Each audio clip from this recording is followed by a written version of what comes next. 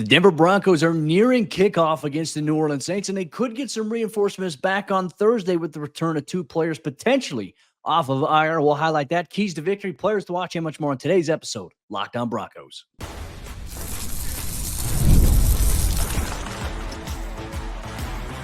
You are Locked On Broncos, your daily Denver Broncos podcast. Part of the Locked On Podcast Network, your team every day. What's happening, Broncos Country? Welcome into another episode, Locked On Broncos, your daily Denver Broncos podcast. Part of the Locked On Podcast Network, your team every day. Thank you so much to all the everydayers and first listeners out there in Broncos Country. Thanks for making us part of your day every single day, however you choose to do so, whether that's watching on YouTube or listening wherever you get your podcast. Do us a favor. If you haven't done so already, hit that subscribe or that follow button so you never miss out on what's going on with your favorite team every single day, all year long. I'm Cody Roark, Broncos reporter from Mile High Sports, joined as always by Sayre Bedinger, site expert, predominantlyorange.com. You can check out my written work over there, milehighsports.com. Sayre's over there at predominantlyorange.com. And on today's episode of the show, Broncos Country, Thursday night football is here. Players are facing such a short turnaround to be able to get ready for Thursday night's game. They've already had their only practice. They'll have a walkthrough on Wednesday before traveling to New Orleans on Wednesday evening for a Thursday night kickoff. We'll go over keys to victory, players to watch, and some potential help on the way here for the Broncos, Sayre. Yeah, we could see Mike McGlinchey and Baron Browning back in the lineup after those guys spent the last handful of weeks on injured reserve. Now the Broncos made a couple of moves on Tuesday that maybe indicated those guys could be getting ready to play. Christian Welch, obviously unrelated positionally, but an off-ball linebacker, he was waived by the team. Safety Tanner McAllister also waived by the team. And so Cody, it could be these two guys getting called up off IR for this game. I know it's a short week. I know they don't necessarily get a normal week of practice to kind of be able to ramp back up. But look, the season is, I'm not saying the season's on the line, but what I am saying is that 4-3 is a lot different than 3-4, and you want your best guys out there. So, of course, it would be great if Mike McGlinchey and Baron Browning could come back for the Denver Broncos, even though it sounds like maybe Alex Palczewski could also be back in the mix potentially. He's been kind of working his way back after the ankle sprain as well. So even if it's not McGlinchey, there may still be help on the way at right tackle. Yeah, and look, obviously we were able to attend the only open practice this week here for Denver. It was on Tuesday, and during that, I mean, once again, it was a true walkthrough. Like, you can't just go play a game on Sunday and then go out there. Like, you're going to get all-day treatment on Monday, which the team did, but you're not going to go out there on Tuesday, put the pads on, and go through the physicality part. Like, you're trying to get your body as comfortable as possible for physical contact once again going into Thursday's game. Like, some guys are banged up coming out of Sunday's game, and obviously you're still going to play on Thursday, but man, it's just not a lot of time to truly prepare the body. By the time Thursday comes around, usually throughout the week, guys' bodies are usually feeling ready for Sunday. So hopefully that's a little bit of a bridge there. But in terms of what you can do from a practice standpoint, you're very limited in that. But we did see Alex Palczewski at Tuesday's practice doing team stretch. We got to see individual period stuff. Once again, no pads, no helmets, nothing. It was just walkthrough. They had ball caps on there. And then obviously Mike McGlinchey and Baron Browning joining the team stretch and being out there for individual drills as well. It's a good sign. You mentioned those procedural moves that Denver made. Well, Denver obviously opened up the 21-day window for Baron and for also Mike McGlinchey. They also have Damarri Mathis, who's still eligible to come off of IR right now. So technically, you might have to make another roster spot if you plan to bring those three guys back onto the 53. You mentioned the two. Denver's got two spots right now open on the 53. We assume one of those might be going to Damarri, considering that Patrick Surtain will not play in Thursday night's game against the Saints. Or it's like, what do you do here with that? Like, do you have a bigger need right now? Is Mike McGlinchey fully healthy? Is he ready to step back in at right tackle? What about Baron Browning? Considering Denver's pass rush the way that it's been the last handful of weeks, is it the best decision right now, Sayre, to bring those two guys back coming off of IR for a Thursday night game? Or would you rather them bring them back next Sunday against Carolina? I feel like personally, Sayre, next Sunday against Carolina is probably going to be the better bet, because now you get these guys time to actually practice physically, put the pads on next week, and go through what they're supposed to do with pads, with the helmet, versus, hey, we'll put a ball cap on and we're doing a walkthrough here. I think that would be the smartest thing. If anything, I believe Damarri Mathis will probably be called back onto the 53-man roster, and there still could be another move to be made. Like, Sarah, I look at the Broncos active roster as is. Part of me thinks that could Lavelle Bailey be a procedural move here to make sure all three of these guys that are on IR are able to come off. That's something to keep an eye on. It definitely is. And you've got your options open on the practice squad as well when you talk about the linebacker position. Because remember, just a couple of weeks ago, the Broncos brought in veterans Quan Alexander and Zach Cunningham there to fortify the depth at that inside linebacker position. And we saw in week 6 against the Chargers, maybe a little bit of tackling issues there, a little bit of coverage issues. And so I wouldn't be shocked to see one of those veterans get called up for this game, Cody, at least not necessarily, to the 53-man roster, because there's so many gymnastics you got to do with guys coming off IR, but it could be the ideal time on a short week, get those guys in the mix, say, hey, go out there, basically audition to see if you get more snaps. You know what I'm saying? So there's a lot of options on the table, certainly more procedural moves to be made, but interesting that 2 guys in particular were cut when there's 3 players potentially available to come off of injured reserve this week. So kind of makes you wonder, is there a dark horse player on the practice squad that's going to get signed to the 53-man roster and then another procedural move made after that? So, I mean, who knows at this point? The Broncos always are coy with their moves, but yeah, going to be something to monitor as we get closer and closer to this game, because I think we're talking about significant contributors either way. We're not just talking about, hey, this guy's going to play 12 special teams snaps. We're talking about potentially, McGlinchy would start at right tackle, and Baron Browning, pretty key role off the edge. So these are big decisions to be made as we approach. I mean, we're already getting pretty close to game time here. Yeah, and I know the Broncos want to bring Tanner McAllister back to the practice squad. I think they're going to try to also do the same thing with Christian Welch. Part of me is wondering, though, like when you look at how this roster already is, you have Quan Alexander, you have obviously Zach Cunningham also on the practice squad at linebacker. So do you keep those guys and maybe move on from a guy like Michael Bandy? I mean, still probably some moves to be made here from Denver going forward. We'll obviously touch on them as they happen, but we're keying, hey, 2 spots on the 53-man roster are available.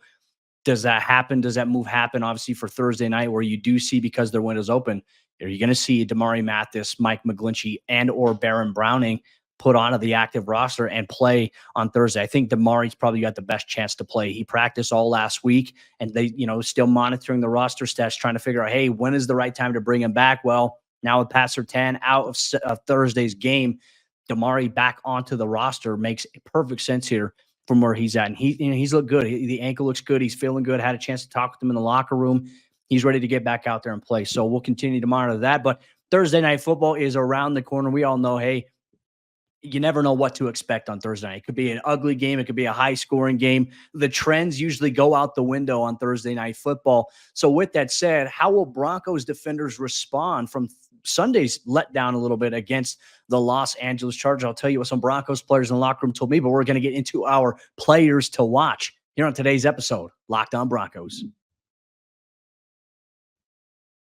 Today's show is brought to you by LinkedIn. When you're hiring for your small business, you want to find quality professionals that are right for the role. That's why you have to check out LinkedIn Jobs.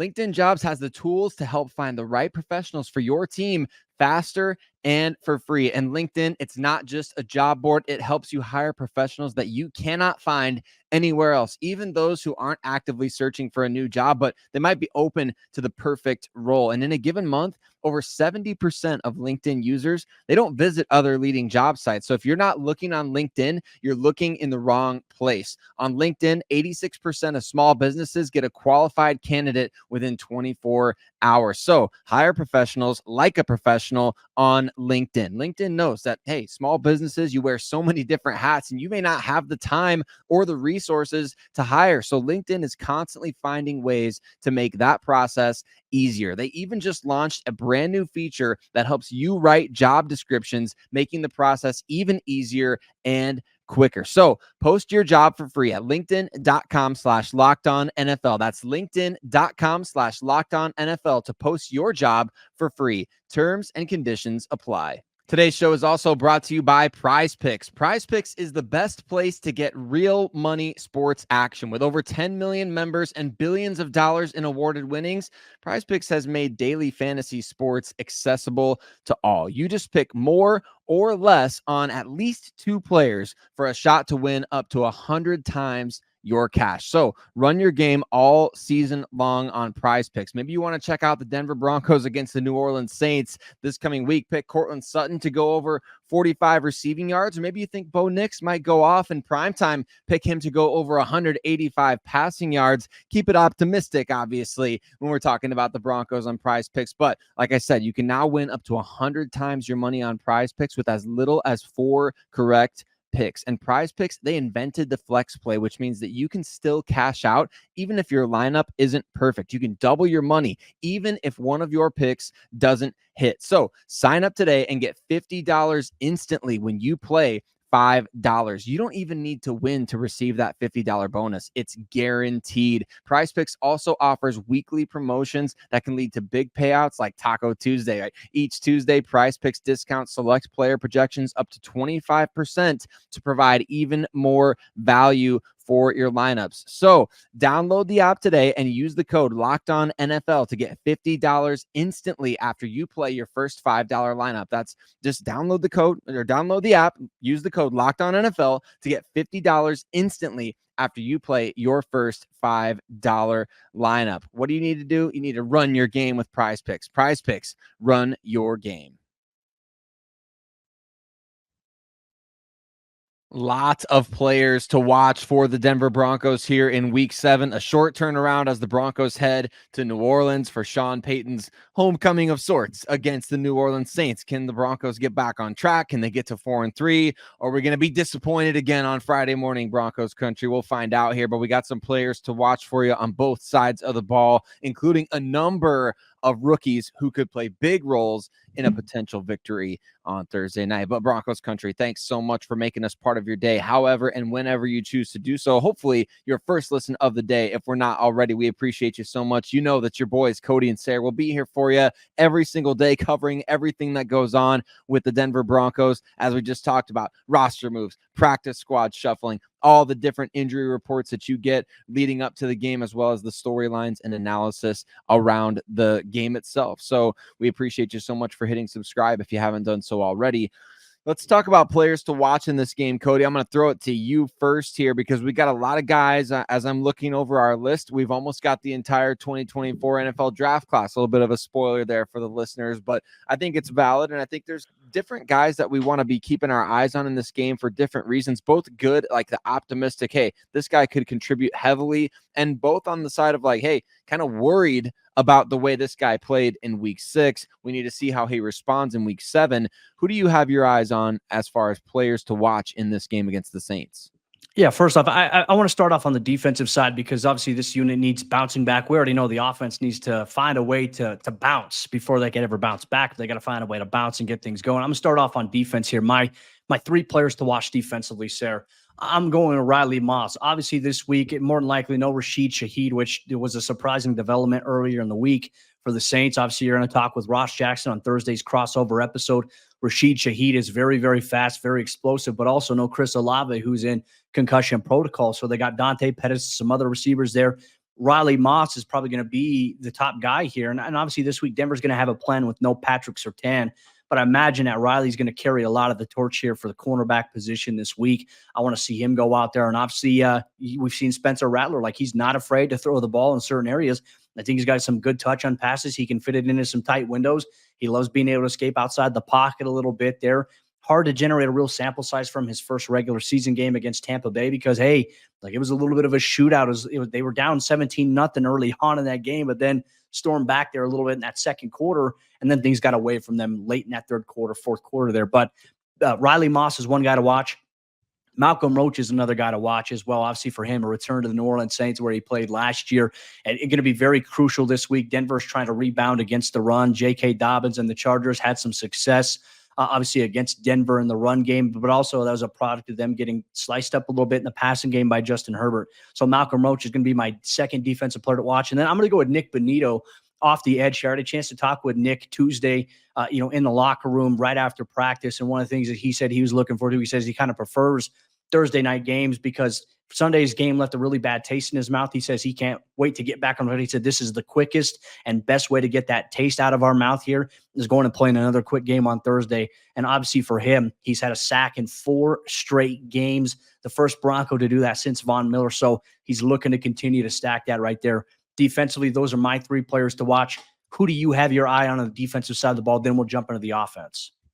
Well, on the defensive side of the ball, I'm looking first at safety PJ Locke. Cody, hasn't been the best year for PJ in terms of, I know going into that Chargers game, he had given up over 140 in terms of quarterback rating into his coverage on the season. And we saw a number of issues in that Raiders game the week prior, and so it's one of those things where, okay, we start stacking kind of these games together. We see the lapses on the back end of the defense against the Chargers a couple of times. And I think PJ, he's got to get back on track in this game against a quality opponent. That's, it doesn't matter who they throw out there in terms of the skill positions. The safety play in this game for the Broncos is going to be huge when you're talking about kind of picking on a rookie quarterback. So I think that those safeties need to really step up in this game, starting with PJ Locke, who I think has, compared to last year, he's already allowed more touchdowns according to Pro Football Reference than he did all last season. So we want to see PJ Locke play as we know he's capable of doing. Cody Barton as well. Cody giving up the touchdown on the wheel route to the rookie running back for the Los Angeles Chargers, Kimani Vidal, in the last game. I just think, look, we've seen some really good stuff from him in coverage this season.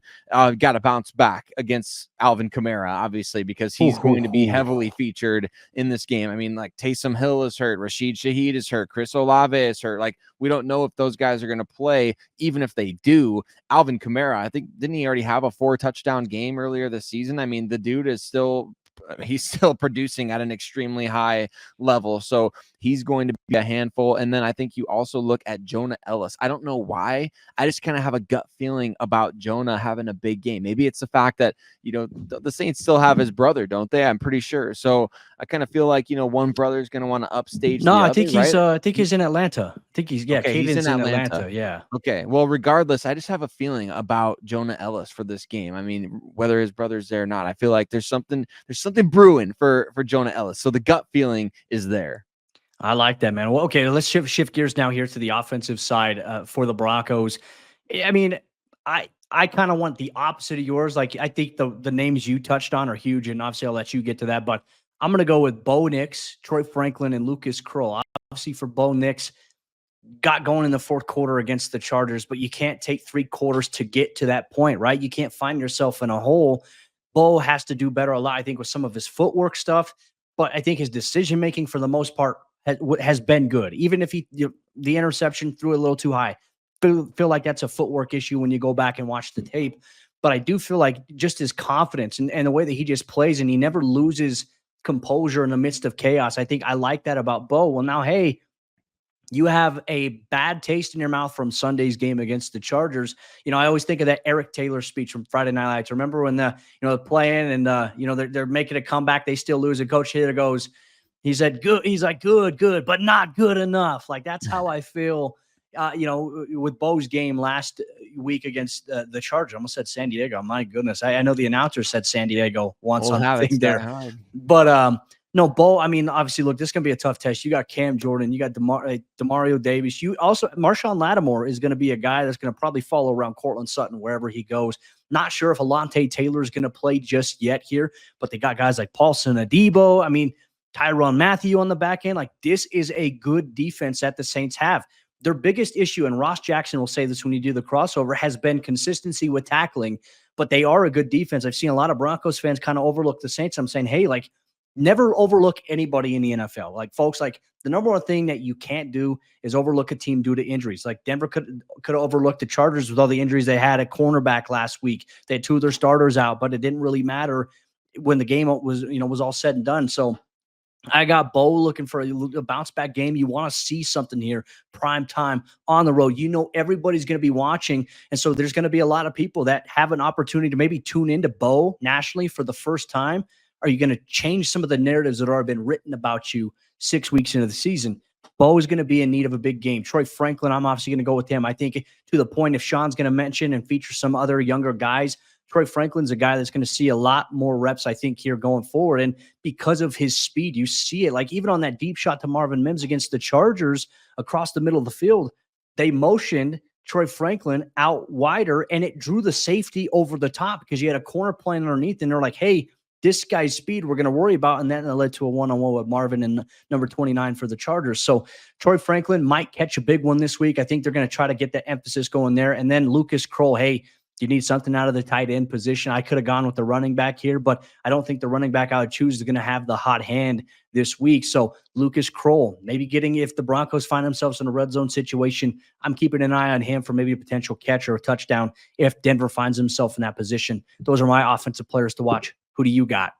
I like it. I think I'm starting with Devon Vele, led the team in receiving last week against the Chargers. Something to build on there, I think, in that second half. The Broncos kind of saw we can throw it to these guys and they can go make plays for us both after the catch. And I think Vele, let's see some of these bigger receivers get opportunities at the catch point. Broncos have taken a few deep shots to guys like Mims and Franklin. I'm not saying stop doing that, but let's see the bigger guys get some opportunities to go attack the football in the air downfield. Maybe that happens in this game against the Saints. And I think, Devon Vele is obviously exhibit A.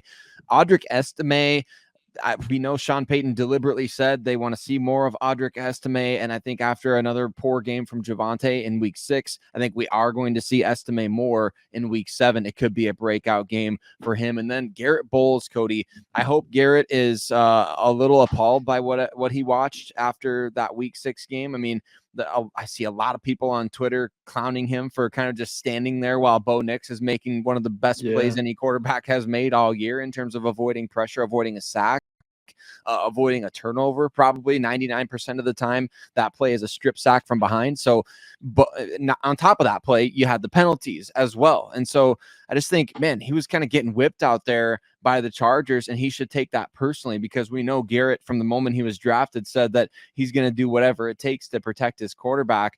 And I know that cost him in the holding department a number of times early in his career, but he's developed into a better player than what we saw on Sunday against the Chargers. And I hope he takes the film study personally and goes out there and has a big game against the Saints on Thursday night.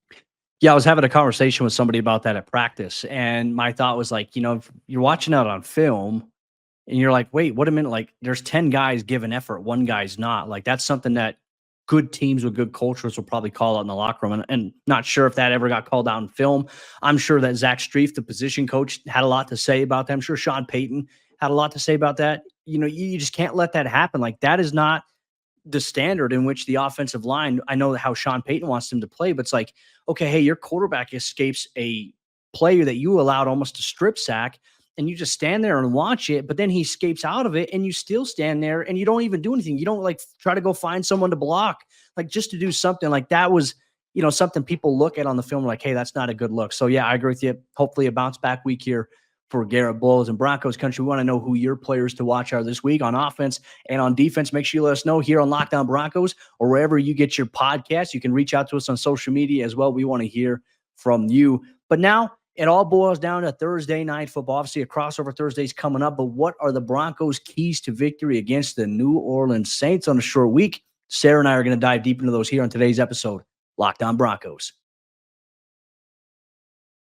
Today's show is brought to you by FanDuel. Hey, NFL fans, you could start the season with a big return on FanDuel, America's #1 sportsbook. So when you get a hunch in the middle of the game, you can check out the latest stats, view live play-by-play, and so much more on the same page where you place your bets. So you head over to the FanDuel page like I am right now, and you're seeing, hey, the Denver Broncos, they are 2.5-point favorites against the New Orleans Saints on Thursday Night Football, although the over-under for this game is a measly 36.5 points. Obviously, FanDuel not expecting this to be a high-scoring game, but obviously Broncos Country, it's great to see the team being favored in some games here early on in the season. So you can check out that and more over at FanDuel.com. And Broncos Country, we'll see what happens on Thursday night. You could get started too with $200 in bonus bets, guaranteed when you place your first $5 bet. That's $200 in bonus bets guaranteed when you place your first $5 bet. So go check out FanDuel.com for all the different odds and things that you can look at over there. That's FanDuel.com. If the Denver Broncos are going to leave New Orleans on Thursday night in primetime action with a victory and improve to 4-3 on the season, they're going to have to do several things right when it comes to offense, defense, and even play on the special team side of the ball. Every little detail will matter, but we'll start off here, obviously, on the offensive side on today's episode, Lockdown Broncos. Real quick, want to say thanks once again, Broncos Country, for tuning in, making us your first listen. We appreciate you so much. Sayre, offensively, keys to victory here. Like, one of the things I think we absolutely have to talk about here this week is we say it almost every week. It's like we can just copy and paste our key to victory. Find a way to run the ball. Like, that's going to be the number one thing. You want to help out your rookie quarterback. You want to open things up in the playbook. Be able to run the ball. But, Sayre, it's not as just simple as us saying, hey, they have to run the ball well. It's you have to execute within the structure of the offense on a consistent basis. When I did my film review over at Mile High Sports on Denver's offense in the first half, you fundamentally see just missed blocks, getting out leverage, or just getting beat in a one-on-one that impacted the run game in a negative facet. Well, then you go up tempo, you start rattling off some big runs, and then you fumble the ball, or you have a penalty that backs you up. Like, Denver's going to have to avoid the self-inflicted wounds this week. That, in my opinion, is priority number one. Avoid the SIWs, because that right there derailed them against the Chargers. It did, and they cannot have that again. I mean, it's just, we understand this is a young team. They're going to make young mistakes, the same mistakes that you see from, I guess, going back to, I remember the Super Bowl 50 squad, I think, was penalized pretty heavily. They had a lot of problems on the offensive side of the ball that season. So I think we've been dealing with the penalty bug for a long time, especially when it comes to the O-line in Denver. So you want to see those guys figure it out, and you want to see those stupid turnovers, man. The past midfield, you fumble on just a standard play. I mean, my goodness, let's hold on to the ball. Let's be the one to, kind of step on the gas a little bit again in this game. I think in terms of that defensively, a key for me is going to be making sure, I say this every single week. So if all the everydayers are out there, they're hearing the broken record once again, I want to see the Denver Broncos make Spencer Rattler wish that he was not playing football anymore. I want him to not be having a good time out there. Let's put it that way. We'll keep it PG on the show today. I want Spencer Rattler to come away from this game with the dirtiest jersey on the field. I want Spencer Rattler to constantly be having to get pulled up by his offensive linemen. Cody, the defensive line for the Denver Broncos, the pass rush, those guys should take it personally that last week, man, we couldn't get off the field on third down. We're not going to let these guys convert a single third down in this game. And that's why I want them, the mentality to be, the expectation, of course, will be different. We're not going to expect the Broncos to get them an offer on third downs. But I think that defensive front knows it's better than what we saw against the Chargers. The secondary knows that it's better. And those guys got to play off each other to make sure that Spencer Rattler, what do they say in Remember the Titans? We want them to remember the day that they played the Denver Broncos. You want Spencer Rattler to remember the day he played the Denver Broncos, right? And that's what I think the energy from that defensive front, they need to bring that to the table on Thursday night. Now, I can tell you this, talking to several Broncos defenders in the locker room, they were really pissed off about Sunday's game, and they were specifically pissed off at the fact that they allowed an 11-play drive, they allowed a 20-play drive. They said, like, we got to get off the field. Like, we didn't execute enough, or, we're out of position. And Vance Joseph even echoed that sentiment a little bit by saying, like, Thursday night games, the biggest key, like you can't start in a hole. He said the last 2 weeks against the Raiders and the Chargers, we gotten off to a slow start defensively. He said we have to start fast, and we have to try to put ourselves in a position to win this game early on. And so I think that mentality is going to be there. You're playing against a young quarterback who can throw the football, can escape outside the pocket. So you have to be disciplined. You can't just come in there and blitz recklessly. You're going to have to find a way to obviously maintain your communication in terms of your pass coverage there, your run fits. Alvin Kamara is the most dangerous weapon right now. I know that New Orleans has sizable tight ends. You have to avoid some of those big plays. And Sayre, as you mentioned, as cliche as it is, get off the field on third down, find a way to get back to your roots that you saw early on here in the season. I think that's going to be a crucial key to victory here for Denver. Maybe even another thing too, if we can talk about special teams wise, I'm very curious to see what the Saints decide to do with the return position. Obviously, Rashid Shaheed, one of the fastest players in the NFL, very explosive, has had some tremendous plays, obviously, for them this season. My question is who gets the return job? I'm sure you're going to get that insight there from Ross Jackson on tomorrow's Crossover Thursday episode, but find out who the new guy is and see if maybe, hey, you're filling in for the shoes of Rashid. Can you maybe force him into an error where he tries to field it, he touches it, and then all of a sudden it's a muff punt?